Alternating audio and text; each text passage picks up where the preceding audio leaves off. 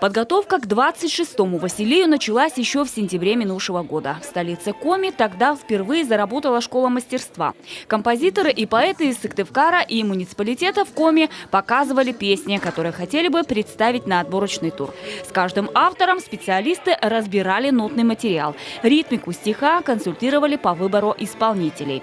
Всего поступило 30 заявок от 28 авторов. Это и именитые композиторы, и новички. Самой многочисленной номинацией в этом году стала песня о родной земле.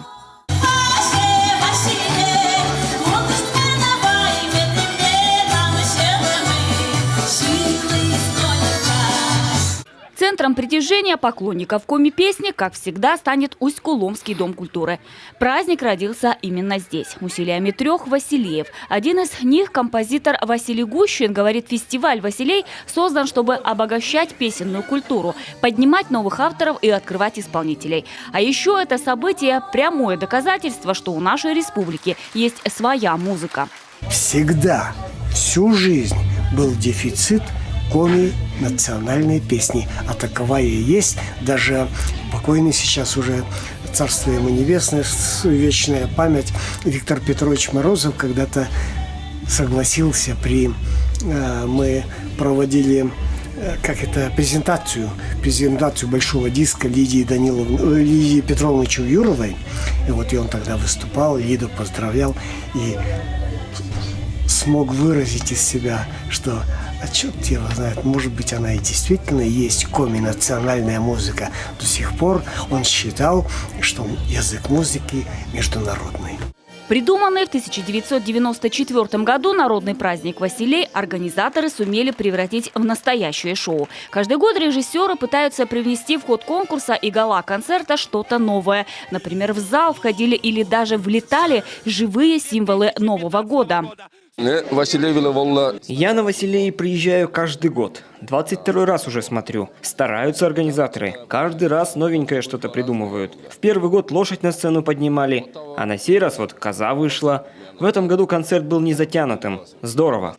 Музыкальные номера оживляли песочной анимацией, смело использовали возможности интермедиа, чтобы украсить выступления артистов.